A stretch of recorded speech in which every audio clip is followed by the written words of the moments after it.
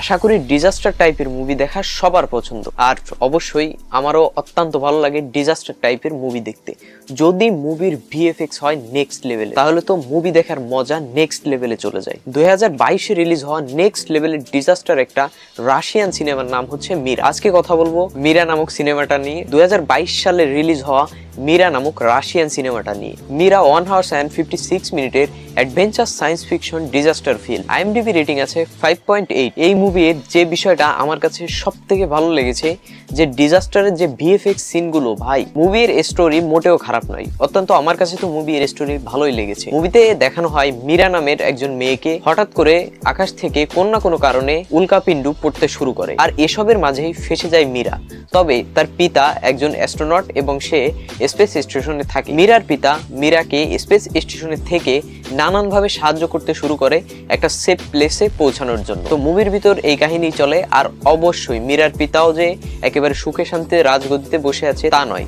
মীরার পিতার স্পেস স্টেশনেও উল্কাপিন্ডু অনেক খারাপভাবে আঘাত হানে, যার জন্য তার পিতাকেও নানান ঝামেলার সম্মুখীন হতে হয়। সো মুভি দেখে জানতে হবে যে মীরা আদৌ একটা সেফ প্লেসে পৌঁছাতে পারে কিনা, আর মীরার পিতার সাথে কি কি ঘটে, কি হয়, মানে স্পেস স্টেশন থেকে নিচে আসতে পারে কিনা, অর্থাৎ পৃথিবীতে আসতে পারে কিনা, বা ওইখানে একেবারে উড়ে যায়। সো এই হচ্ছে স্টোরি। কথা বলা যাক মুভির পজিটিভ নিয়ে। মুভির সব থেকে যে বড় পজিটিভটা আমার মনে হয়েছে সেটা এই মুভির ভিএফএক্স সিন। আর এটা শুধু মনে হয়নি, আপনারাও যদি দেখেন তো সেক্ষেত্রে ফিল করতে পারবেন যে এই মুভির ভিএফএক্স কোন লেভেলে যায়। অর্থাৎ উল্কাপিণ্ড নিচে পড়ছে, ওটার যে ব্লাস্ট হচ্ছে সেটা তো হচ্ছেই, সাথে যে ওইটা নিচে পড়ার কারণে যে শক ওয়েভটা তৈরি হচ্ছে সেটা যেভাবে আঘাত হানছে, মানে মীরার দিকে আসছে, এই সিনগুলো এত সুন্দর করে দেখানো হয়েছে, মানে মনে হয় যেন মীরার ক্যারেক্টারের ভিতর আমি ঢুকে গেছি। এছাড়াও কিছু নন কাট ক্যামেরা অ্যাঙ্গেল, ভাই পুরো সেই লেভেলের।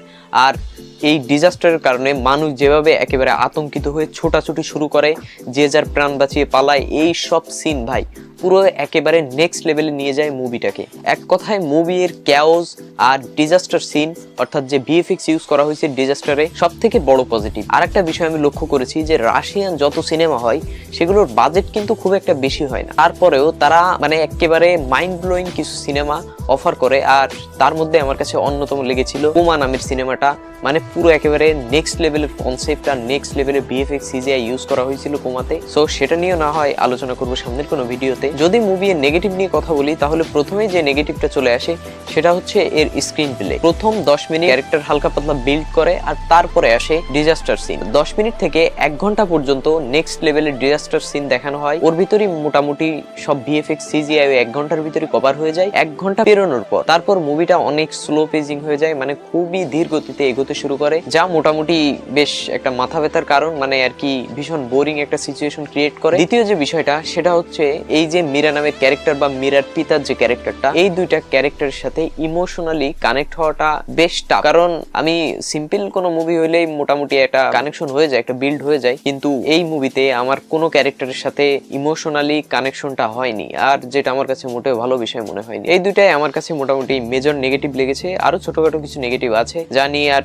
কথা বললাম না। এবার পার্সোনাল ওপিনিয়ন, মুভিটা আমার কাছে মোটেও খারাপ লাগেনি, মানে চলে আর কি। যদি ব্যক্তিগত মতামত সম্পর্কে বলি, সেক্ষেত্রে মুভিটা আমার কাছে খুব একটা খারাপ লাগেনি। বিশেষ করে ফার্স্ট 1 ঘন্টার যে ভিএফএক্স বা আর কি যে ডিজাস্টার সিন দেখানো হয়েছে, ওই 1 ঘন্টা ভাই একেবারে নেক্সট লেভেলের মজা দিছে মুভিতে। আর যদিও তারপরের আর 1 ঘন্টা মোটামুটি একটু স্লো যায়, তারপরেও যদি মুভির মেইন ক্যারেক্টারের সাথে কানেকশনটা হয়ে যায়, সেক্ষেত্রে আশা করি তেমন কোনো বড় সমস্যা আপনাদের হবে না। আর আমি মুভিটা অবশ্যই আপনাদের জন্য হাইলি রিকমেন্ড করবো না। প্লাস টাইম পাস বা নেক্সট লেভেলের ভিএফএক্স দেখার জন্য মুভিটা ট্রাই করতে পারেন, বিশেষ করে প্রথম 1 ঘন্টা। আর মুভির ভিএফএক্স আগেই বলেছি যে আমার কাছে খুবই ভালো লেগেছে। সেক্ষেত্রে নেক্সট লেভেলের ভিএফএক্স বা ডিজাস্টার টাইপের সিনেমা যদি আপনার ভালো লেগে থাকে, সেক্ষেত্রে অবশ্যই মুভিটা দেখতে পারেন। সো মীরা সম্পর্কে ভিডিও এতটুকুই। Bye bye.